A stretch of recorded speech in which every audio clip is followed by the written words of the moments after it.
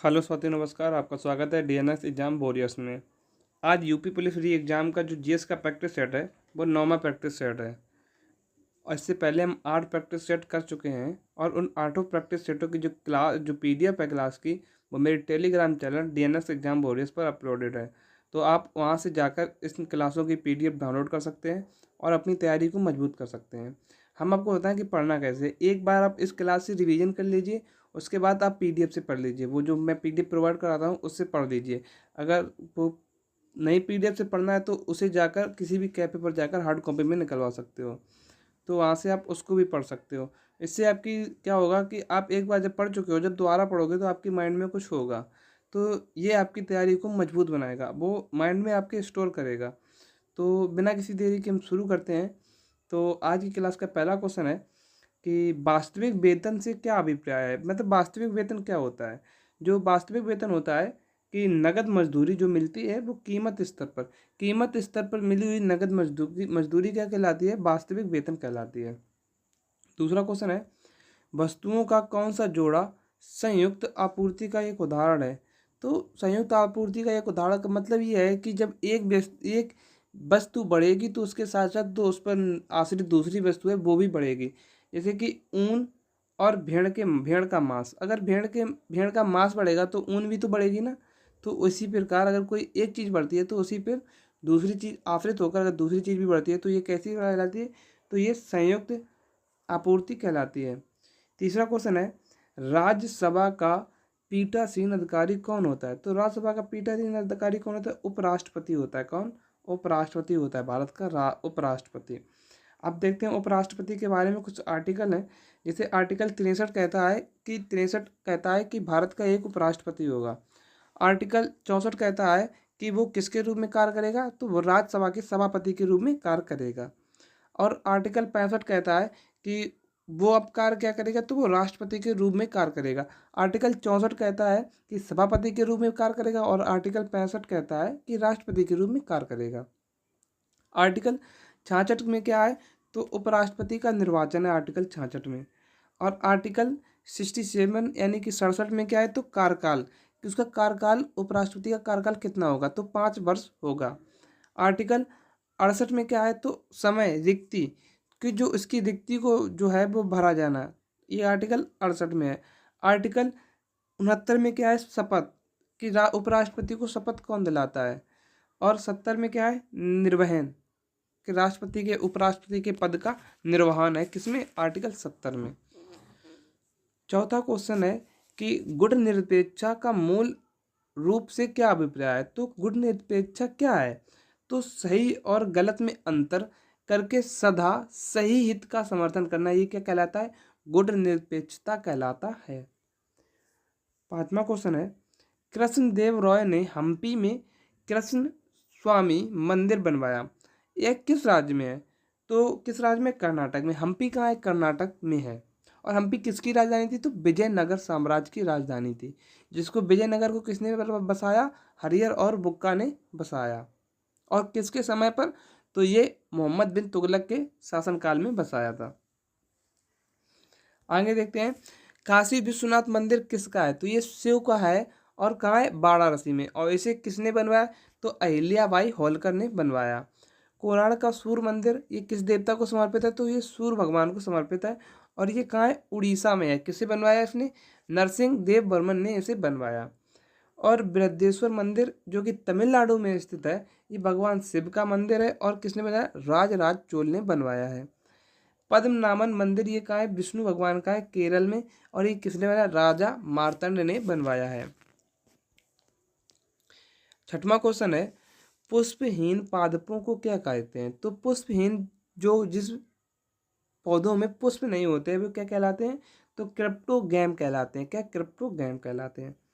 सातवां क्वेश्चन है, रेंगने और विसर्पण करने वाले केस रुकी जंतुओं को प्रकार को क्या कहलाता है, तो रेप्टिलिया कहा जाता है। क्या, रेप्टिलिया।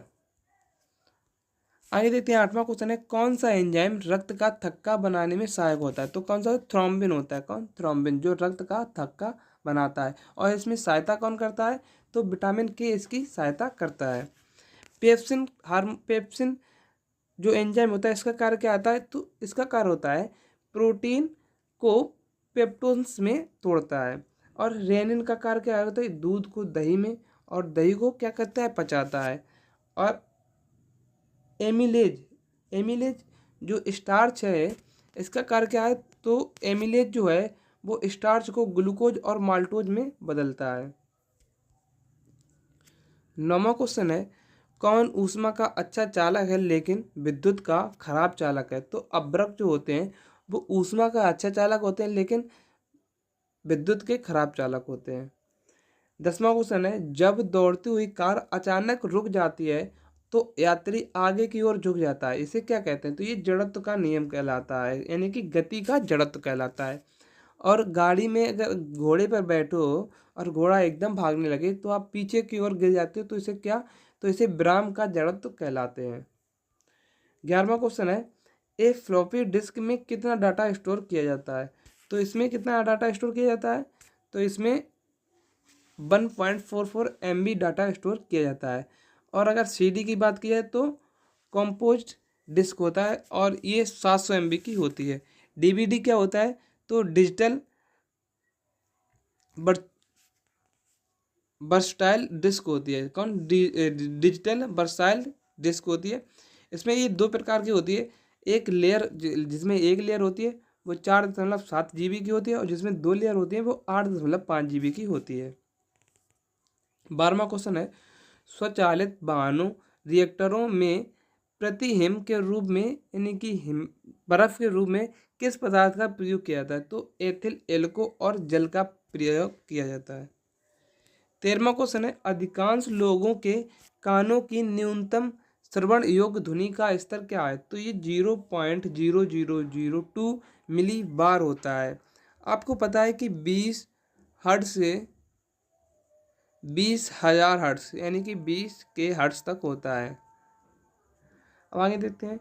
14वां क्वेश्चन है कि नूर जहाँ का असली नाम क्या है, तो मेहरुनिसा है नूर जहाँ का असली नाम। और जहान आरा कौन है, तो ये शाहजहाँ की कौन थी, बेटी थी। 15वां क्वेश्चन है, राष्ट्रीय आय निकालने के लिए NNP से क्या हटाया जाता है, तो अप्रत्यक्ष कर को हम हटा दें तो क्या निकल आएगा, हमारा NNP निकल आएगा, नहीं राष्ट्रीय आय निकल आएगी। 16वां क्वेश्चन है, निर्वाचन आयोग का कार्य क्या है, तो भारत के राष्ट्रपति का चुनाव करना, राजनीतिक दलों को मान्यता प्राप्त करना, राजनीतिक दलों के चुनाव चिन्ह का नियत करना। ये किसके कार्य है, तो ये निर्वाचन आयोग के कार्य हैं। 17वां क्वेश्चन है, परिवार कैसी संस्था है, तो परिवार एक स्थायी संस्था है। 18वां क्वेश्चन है, किस कारण से मोहम्मद बिन तुगलक असफल व्यक्ति था, तो यह एक व्यवहारिक राजनेता नहीं था, इसने जितने भी अभियान किए वो सबरे कैसे हुए, असफल हुए। 19वां क्वेश्चन है, बंगाल में विद्रोह कब और किसके शासनकाल में हुआ, तो 1279 में बलबन के शासनकाल में हुआ। 20वां क्वेश्चन है, कुल्लू घाटी किसके बीच स्थित है, तो धौलाधार और पीर पंजाल के बीच में कौन सी कुल्लू घाटी स्थित है। 21वां है, सोपान कृषि कहाँ की जाती है, तो सोपान कृषि जो की जाती है पहाड़ों पर की जाती है, जो पहाड़ों पर नहीं चाय की जाती है तो वो कैसी खेती होती है, सोपान खेती होती है। 22वां क्वेश्चन है, किसकी उपस्थिति के कारण गिरगिट रंग बदलता है, तो वर्णिकी लवण के कारण गिरगिट रंग बदलता है। 23वां क्वेश्चन है, कृत्रिम सैटेलाइट के अंदर व्यक्ति भारहीन महसूस करता है क्योंकि पृथ्वी का आकर्षण बल चंद्रमा के आकर्षण बल के संतुलित कर देता है, इसीलिए भारहीन महसूस करता है।